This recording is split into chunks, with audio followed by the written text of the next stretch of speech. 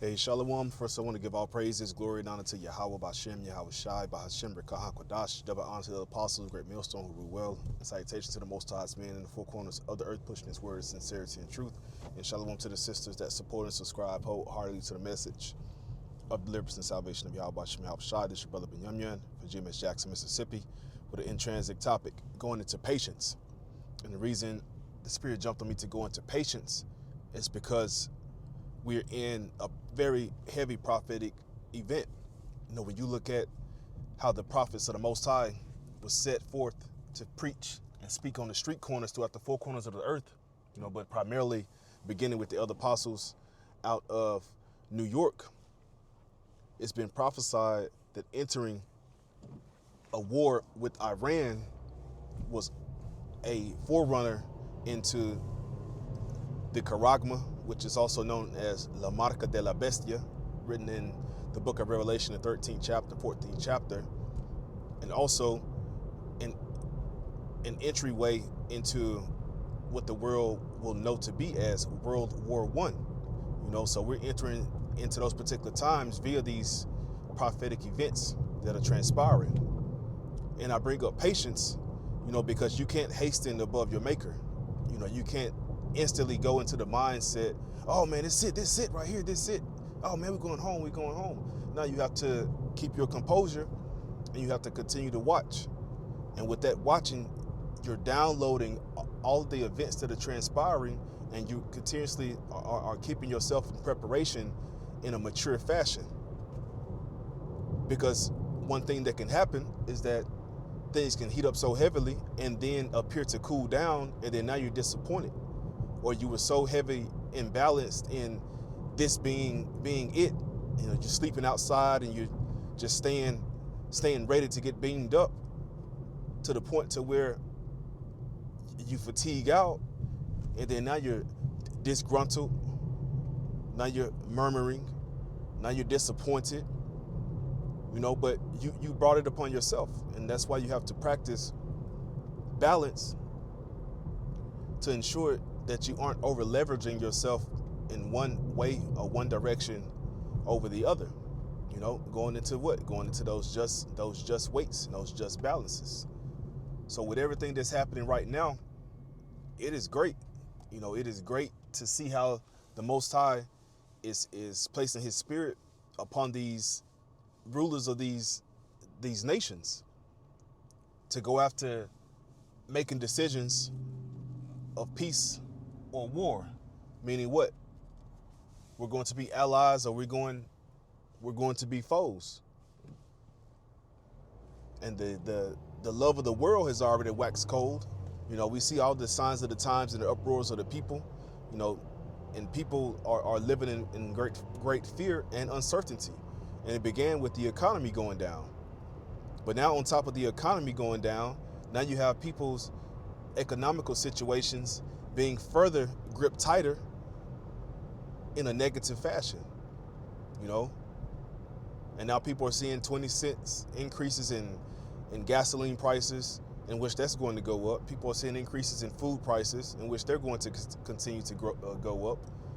You know, people are seeing them being pushed out by AI and becoming unemployed, and that's going to continue to increase. And then on top of that, then now you have MAGA, who is basically in a brewing war with the so-called Persians, the so-called Iranians. You know, but you have to continue to watch and be level-headed, you know, concerning these events, you know, because we're still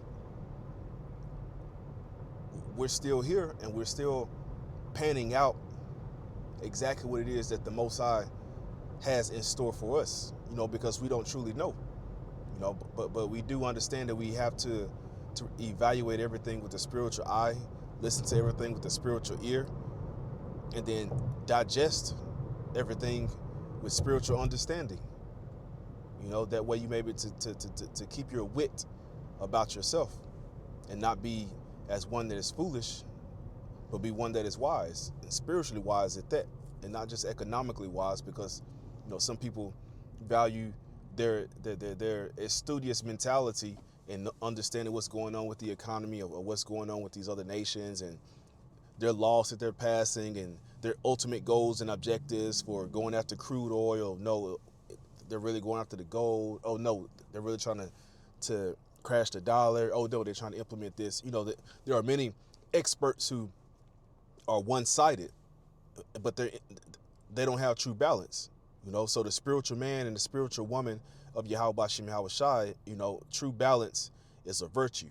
That's a great gift to have because it's a gift from on high, because you're watching the prophecies.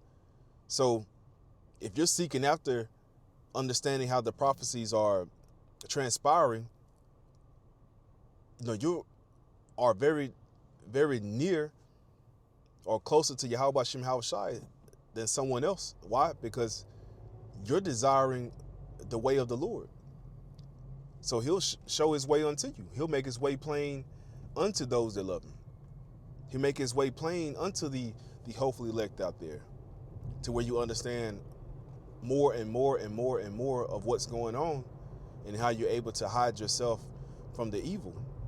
Because ultimately that's what it's all about. Being able to foresee the evil and to be able to hide yourself.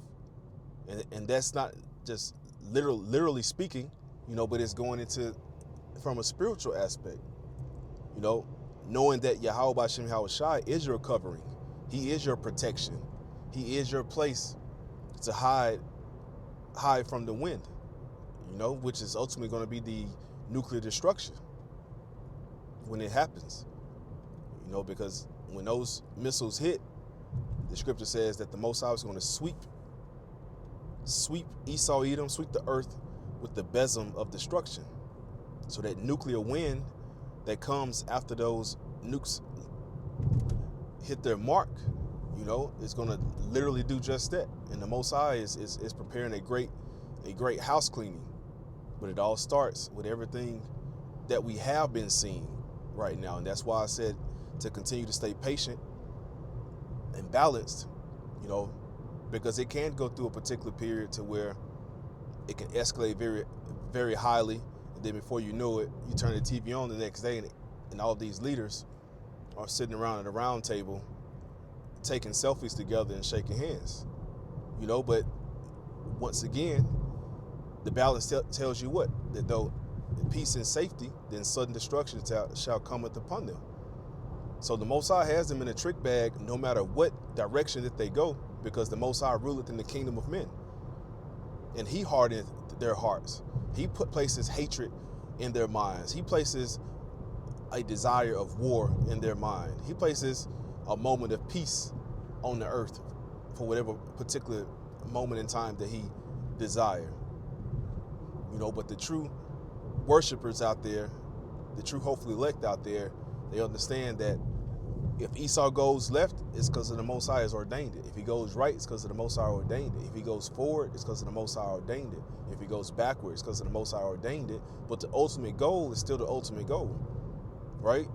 The ultimate goal is that war is going to take place, okay? Whoa, whoa, whoa, the Third World's War is going to take place. The implementation of that digital device, because the money is going to fail. The physical fiat currency of the U.S. dollar is going to fail. Okay, and then great destruction is going to come. So we still know that these events still have to come to pass, so to speak. But as the scripture states, in your patience possess your soul. And that's what it's all about. Being able to not lose your mind with the things that are going on, because you're hastening above your maker. Allow Yahweh Bashim Yahweh Shai to do what he do. Because we complain continually already unto the Most High, which is one of the reasons why he's moving the way he's moving. One of the reasons why he has made the time short. Because the righteous complain continuously, right? And even, as it is written, who will rise up for me against the evildoers, right? Who will rise up against the workers of iniquity? And only the hopeful elect is out there doing it, beginning with the prophets that the Most High has set forth. and all of the additional, 144,000 members and the elect members, the 1/3, cascading on down,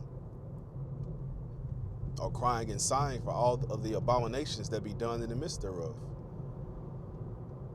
And the Most High has timed this with perfect perfection, excellent perfection, because he has continued to allow Esau Edom to be exposed year by year, year after year. His wickedness was exposed on a lower level, your average citizen level. Then his wickedness started to come out with the so-called illuminated ones, called themselves the Illuminati, which were the elite. Then you had whistleblowers come out to where Esau Edom's tongue fell upon himself.